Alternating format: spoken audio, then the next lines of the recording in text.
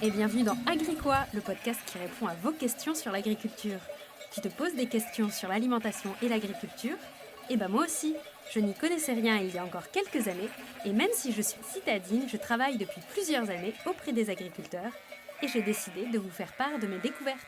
Alors serre-toi un jus de fruits local ou un grand thé, et c'est parti pour la question du jour. Bonjour à tous et bienvenue dans ce nouvel épisode. Cette semaine, on va parler du label rouge. Oui, car entre l'agriculture biologique et l'agriculture conventionnelle, il y a aussi plein de labels et plein de choses qui existent pour pouvoir différencier un produit d'un autre. Aujourd'hui, on va parler du label rouge. On le voit très souvent en rayon, notamment pour les viandes et les œufs. Mais pour moi, ce label, en étant honnête, ça veut dire que c'est un produit de qualité. Mais à part ça, j'ai pas grand-chose qui me vient en tête. Je suis pas capable de te citer un critère du cahier des charges. Enfin, ça, c'était avant l'épisode, du coup. Alors, qu'est-ce qu'il y a exactement dans le cahier des charges d'un produit label rouge et quelles sont les différences avec l'agriculture biologique? C'est ce qu'on va voir dans cet épisode. Alors, avant même de parler des critères, qu'est-ce que c'est déjà que le label rouge? Il fait partie du club très fermé des signes officiels d'identification de la qualité et de l'origine. Ça s'écrit SIQO, si tu le recherches sur Google. Dans ce club très fermé, il y a l'agriculture biologique, le label rouge du coup, l'AOP, AOC et IGP, dont on parlera dans un prochain épisode. Et donc ça claque tout ça, mais ça veut dire quoi concrètement, signe officiel? En fait, les cahiers des charges sont contrôlés et validés par l'État. C'est officiel, quoi. C'est pas comme les élus produits de l'année ou ce genre de choses que vous voyez comme sur les produits, etc., et qui sont vraiment du bullshit. Là, c'est vraiment des signes officiels qui sont donc contrôlés. Et en l'occurrence, ils sont contrôlés et validés par l'INAO, l'Institut national de l'origine et de la qualité. Les cahiers des charges sont tous publics et disponibles sur le site de l'INAO. Vous pouvez parfaitement aller regarder, essayer de vous informer sur les différents produits. Si on revient un peu sur le label rouge, c'est un label français qui est apparu en 1960 dans la loi d'orientation agricole à la demande d'éleveurs de volailles au départ. L'objectif visé, c'est toujours le même aujourd'hui, c'est de proposer un produit d'une qualité supérieure par rapport à ce qu'il y a sur le marché. Et par qualité supérieure, on va voir par la suite ce que ça veut dire. Pour être honnête, cet épisode m'a donné du fil à retordre pour analyser les critères. Car là où il n'y a qu'un seul cahier des charges pour l'agriculture biologique, en fait il y en a près de 500 en label rouge. Je vais pas vous mentir, je les ai pas tous regardés.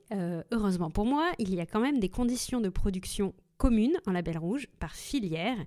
Et justement, je vais vous donner les grands traits qu'il y a par filière pour que vous puissiez un peu mieux savoir quand vous achetez du poulet label rouge ou des œufs label rouge, ce que vous achetez exactement. Alors pourquoi c'est si compliqué? Pourquoi il y en a 500 alors qu'il n'y en a qu'un en agriculture biologique? Je vais vous faire une comparaison. Quand un agriculteur adhère à l'agriculture bio, il le fait lui tout seul et vérifie qu'il colle au cahier des charges national. Dans le cas du label rouge, c'est un ensemble de professionnels, depuis la production jusqu'à la transformation, qui se regroupent en organismes de défense et de gestion. Ils vont monter ensemble en fait le cahier des charges, qui sera ensuite enregistré par l'INAO. En fait, il y a plusieurs cahiers des charges pour les poulets, plusieurs cahiers des charges sur les œufs, et ainsi de suite en fonction des professionnels d'un secteur ou d'une zone géographique qui se sont regroupés pour pouvoir développer le cahier des charges label rouge. En plus du cahier des charges, ils doivent aussi donner un dossier d'évaluation de la qualité supérieure, c'est-à-dire qu'ils font des contrôles organoleptiques et sensoriels.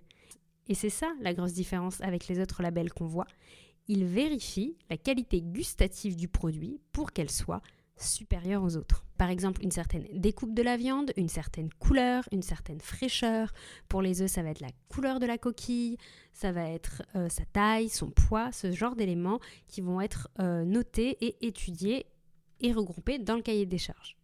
Mais quand même, pour pas que ça devienne n'importe quoi dans ces fameux critères, il y a quand même ces conditions communes de label rouge. Donc si on regarde le cahier des charges de la volaille, du poulet qui est souvent le plus connu en label rouge, il y a plusieurs critères qui sont intéressants. La surface utilisable en bâtiment d'élevage, elle est de 400 m² contre 1200 à 2000 m² dans les élevages classiques.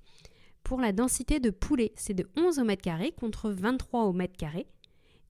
Il y a obligation d'avoir un parcours extérieur et il y a également une densité d'animaux signalés. Et son développement doit être de minimum 81 jours contre 38 jours dans les élevages classiques. Pour les poules, donc pour les œufs, les poules pondeuses, c'est à peu près la même chose. Il y a accès à l'extérieur obligatoire, il y a une limitation de la densité et pour les races, ils vont favoriser des poules rustiques justement qui tiennent bien l'extérieur, donc il y a aussi un travail sur les races. Si on passe sur les bovins, le pâturage, donc c'est-à-dire l'accès à l'extérieur, l'accès à l'herbe, est de minimum 5 mois de l'année. Donc c'est accès extérieur obligatoire et ça doit durer minimum 5 mois. Il y a des critères sur l'alimentation qui sont intéressants également. Ça doit être sans OGM. 80% de l'alimentation du troupeau doit provenir de l'exploitation. Et donc c'est pas mal, ça veut dire que forcément l'exploitation a des terres à côté pour pouvoir le faire pâturer dans de bonnes conditions et pour pouvoir apporter aussi d'autres choses, des céréales notamment à l'alimentation. Donc c'est un point qui est pas mal. Voilà. Et il n'y a pas de poudre de lait autorisée pour les veaux. Il y a également un critère pour la viande qui est une maturation de la viande de 10 jours contre 3 à 5 jours pour une viande bovine classique. Par contre, il n'y a pas de critère de race. Il y a juste écrit race allaitante.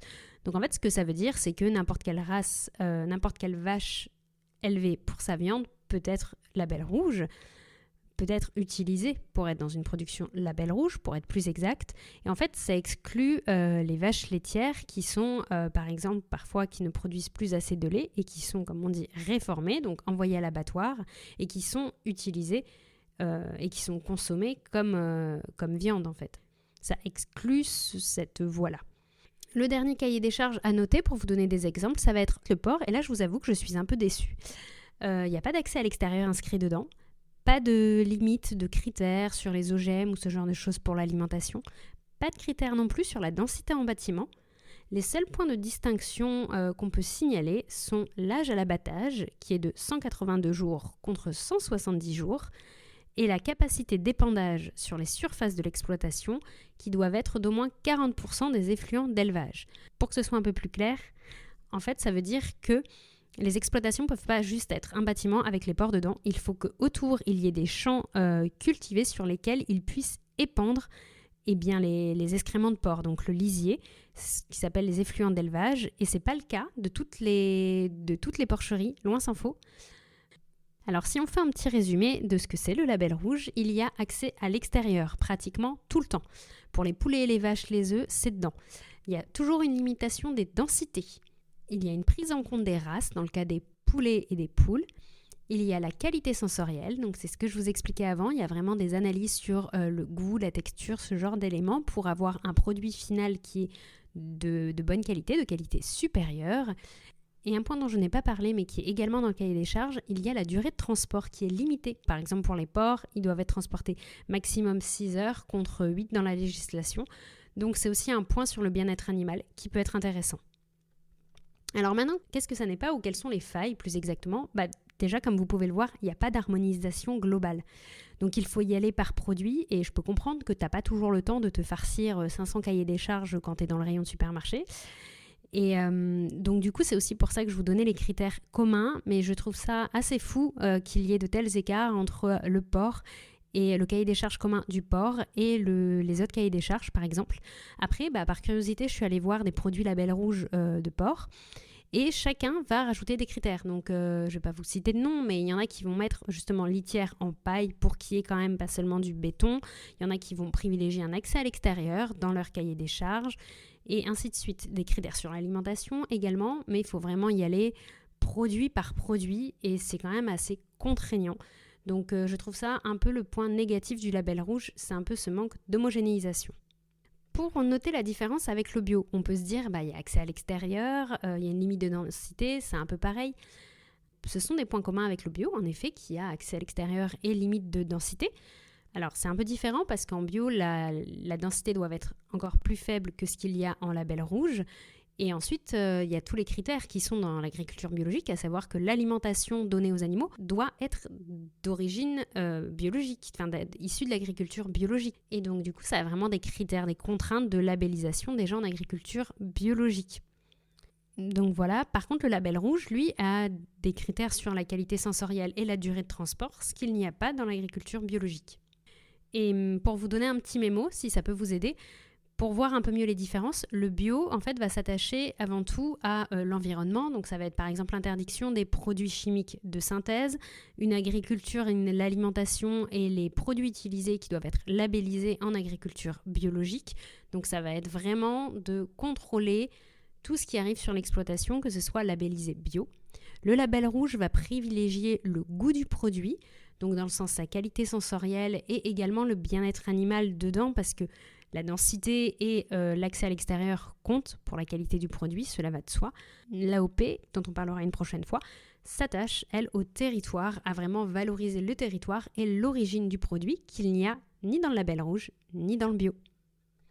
Donc en fait, tous ces critères, tous ces signes officiels de qualité et d'origine sont assez complémentaires, je trouve, et ça va dépendre en fait à vous, de vos valeurs, de savoir quel produit vous souhaitez acheter.